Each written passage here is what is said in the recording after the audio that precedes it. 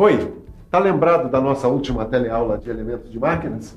A gente estudou a estrutura das roscas para aprender melhor como é que funcionam os parafusos.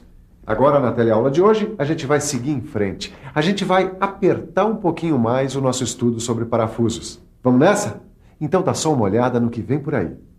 Você vai aprender quais são as partes básicas de um parafuso e vai conhecer os 4 grandes grupos em que a gente divide esses elementos de fixação: os parafusos passantes, os parafusos não passantes, os parafusos de pressão e ainda os parafusos prisioneiros. Mas para começar, é bom saber se você se lembra do seguinte: qual é a função de um parafuso? Em que situações a gente usa esses elementos de fixação tão comuns e tão importantes no universo da mecânica? Tá lembrado?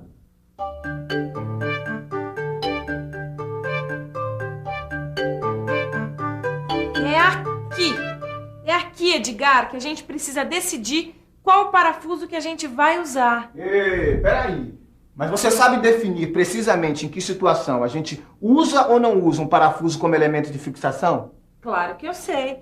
A gente usa um parafuso quando a gente quer fazer uma união não permanente. Quer dizer, quando as peças que a gente vai unir, elas precisam ser montadas e desmontadas. É aí que entra o parafuso, tá certo? E como a gente já estudou o funcionamento das roscas dos parafusos, fica tudo muito mais fácil. Peraí, que é aí que a porca torce o rabo, hein? A gente já estudou os vários tipos de roscas, mas a gente ainda não estudou os vários tipos de parafusos, certo? Isso é verdade, né? Aham, o quê? Olha, eu estou dizendo que a gente tem que estudar os vários tipos de parafuso, certo? A gente tem que conhecer a sua finalidade, ou seja, a função que cada um deles vai ter no uso, certo? Bom, você sabe que eu estava lendo aqui esse catálogo? Eu fiquei até assustada, tem vários tipos de parafuso. Edgar, pra que tanto parafuso, meu Deus? Deixa eu ver. De fato tem parafuso de todo jeito nesse mundo. É parafuso de corpo cilíndrico, parafuso de corpo cônico, parafuso com cabeça, parafuso sem cabeça. Pode conferir. O formato da cabeça, do corpo e da ponta dos parafusos varia muito. Mas é claro que mesmo com toda essa variedade, existe um sistema de classificação dos parafusos. A gente classifica eles em 4 grandes grupos. Olha aqui. Eu vou te dar alguns exemplos. Esse aqui é o parafuso passante. Esse aqui, é o parafuso não passante. Esses outros aqui, são parafusos de pressão. E esse aqui é o último tipo, é o parafuso prisioneiro. Agora, não vai me perguntar qual é o crime que o parafuso prisioneiro cometeu, porque senão eu paro essa aula aqui mesmo. Vamos estudar direitinho cada um dos 4 grupos, começando pelos parafusos passantes. Se você acha que parafuso passante é aquele que passa direto pelos furos, atravessando toda a peça, acertou em cheio. Vamos conferir agora com o professor Roberto do Senai como e quando é usado o parafuso passante. Bom, o parafuso passante atravessa toda a peça. Por isso, ele precisa de uma porca para fixá-lo. E conforme o serviço, ele pode precisar de uma arruela também. Mas o parafuso passante é necessariamente com cabeça ou existe também o parafuso passante sem cabeça? Existe sem cabeça também. Vamos conhecer agora um outro grupo de parafusos, o grupo dos não passantes. O parafuso não passante, como você já deve estar imaginando, é aquele que não passa pela peça toda. Certo, professor? Certo. E por isso mesmo, o parafuso não passante não precisa de porca. O próprio furo onde a gente introduz esse tipo de parafuso é que deve ser roscado. Observe, esse aqui é um parafuso não passante. Ele entra assim, num furo roscado, compreende? Vamos conhecer agora um outro grupo de parafusos, os parafusos de pressão. O parafuso de pressão, como o próprio nome diz, é fixado por pressão, certo, professor? Certo. A pressão é exercida desse modo, pelas pontas. A ponta do parafuso pressiona a peça a ser fixada.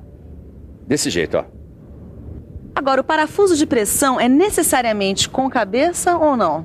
Não necessariamente. Existem parafusos de pressão sem cabeça. Olha aqui, Agora é hora de você usar a cabeça para conhecer o último grupo de parafusos, os parafusos prisioneiros. Esses parafusos nunca me escapam. Quer saber por quê? É só lembrar que o parafuso prisioneiro não tem cabeça. Ele tem rosca nas duas extremidades, quer ver? Esse aqui é um parafuso prisioneiro.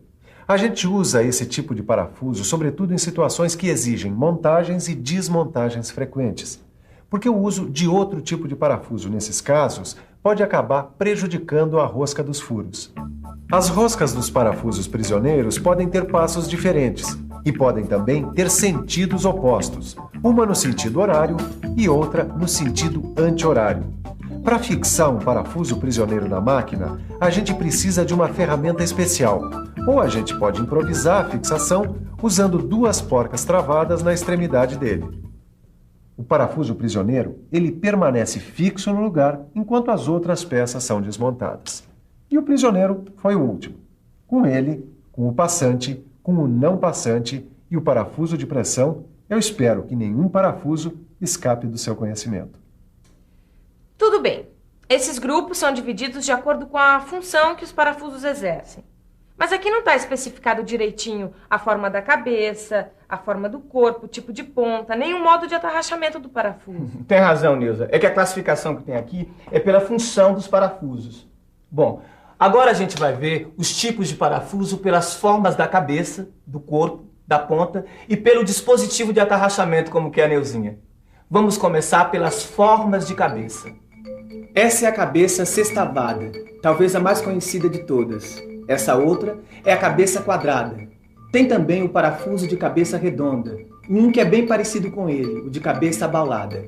Tem ainda os de cabeça cilíndrica, os de cabeça escariada e os de cabeça escariada abaulada. Agora vamos conferir os parafusos quanto ao formato do corpo, onde a gente encontra dois tipos de parafusos. Com o formato do corpo, tendo a parte roscada com um diâmetro igual à parte não roscada, e tendo a parte roscada de diâmetro maior que a não roscada. Agora dê uma conferida nos tipos de pontas dos parafusos. Tem a ponta cônica, tem também a ponta arredondada, tem ainda a ponta plana com chanfro e a ponta plana. Bom, só falta conferir os parafusos quanto aos seus dispositivos de atarrachamento. Vamos lá? O dispositivo de atarrachamento de um parafuso pode ser sextavado ou pode ser quadrado. Tem também o sextavado interno, a própria fenda, a fenda cruzada, a borboleta, que você deve conhecer, e o dispositivo de atarrachamento recartilhado, que completa o time. Bom, esse time de partes que você acabou de ver acaba formando os mais variados parafusos. Você vai ver agora uma seleção de parafusos, cada um combinando as mais variadas partes, mas todos eles muito úteis no universo da mecânica. Vamos lá. O parafuso sextavado. O parafuso sextavado com rosca total. O parafuso sextavado com porca. O de cabeça cilíndrica com sextavado interno. O de cabeça quadrada. O de cabeça cilíndrica com fenda. O de cabeça redonda com fenda. O de cabeça cilíndrica abaulada com fenda. O de cabeça escariada com fenda. O de cabeça escariada abaulada com fenda. Olha, não precisa anotar isso aí não. É só prestar atenção, porque tudo isso aí está lá no seu livro. Vamos nessa? Olha aí o parafuso de cabeça panela com fenda cruzada. O de cabeça redonda com fenda cruzada. O parafuso borboleta. O parafuso de cabeça recartilhada. O parafuso prisioneiro, que é sempre muito procurado. O parafuso sem cabeça com fenda. O parafuso sem cabeça com rosca total e fenda. O autoatarrachante de cabeça sextavada. O parafuso para madeira de cabeça escariada com fenda. O de cabeça escariada com fenda cruzada. O parafuso tipo prego de cabeça escariada. O de cabeça escariada com fenda cruzada. E o de cabeça escariada abaulada com fenda cruzada. E aí, Neuza, já escolheu seus parafusos? Ainda não. Mas eu tô vendo aqui que tem uma coisa muito importante que a gente ainda não estudou, viu, Edgar? E o que é? Os 4 fatores que o profissional precisa levar em conta quando vai unir uma peça com parafuso.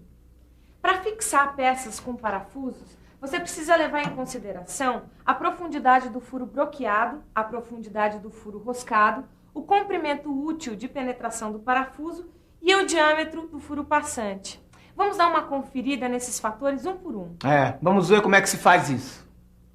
A profundidade do furo broqueado varia conforme o material das peças que você trabalha. Por exemplo, no caso do alumínio, a profundidade pode ser de até 3D, ou seja, 3 vezes o diâmetro do parafuso. Já a profundidade do furo roscado costuma ser um pouco menor. No caso de furo em peça de alumínio, por exemplo, ela vai até 2,5D, quer dizer, 2 vezes e meio o tamanho do diâmetro da rosca. Agora, o comprimento útil de penetração do parafuso, para você ter uma ideia, no caso do alumínio, ele tem o valor de 2D, ou seja, ele pode penetrar em 2 vezes o tamanho do diâmetro. E quanto ao diâmetro do furo passante, no caso do alumínio, ele obedece à relação de 1,06D, ou seja, 1,06 vezes o diâmetro do parafuso. Bom, você viu alguns exemplos em relação ao alumínio, mas no seu livro você vai encontrar a tabela de valores com outros metais, não é, Ed? Além disso, você pode fazer os exercícios e fixar melhor o que você aprendeu na teleaula de hoje. Agora, aperte a memória e se ligue na revisão. E atenção, se liga aí que é hora da revisão. Na nossa teleaula de elementos de máquinas de hoje, você aprendeu que os parafusos se dividem em 4 grandes grupos. O dos parafusos passantes, o grupo dos parafusos não passantes, o grupo dos parafusos de pressão e o grupo dos parafusos prisioneiros. A gente também estudou os tipos de parafuso de acordo com as formas de cabeça, formato do corpo e as pontas de cada parafuso.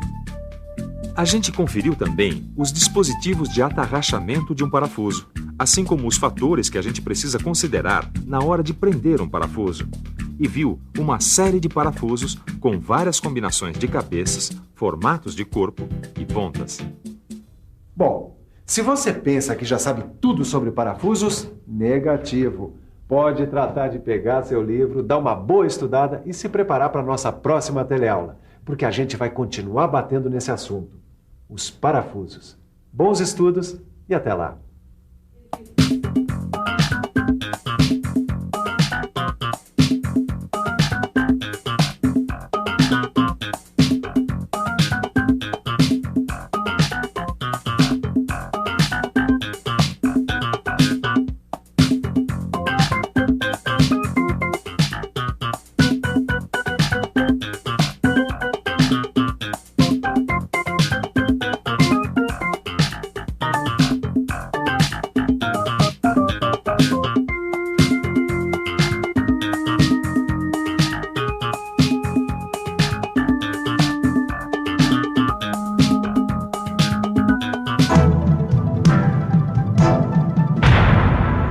Telecurso 2000, um programa de educação do Sistema Fiesp e da Fundação Roberto Marinho.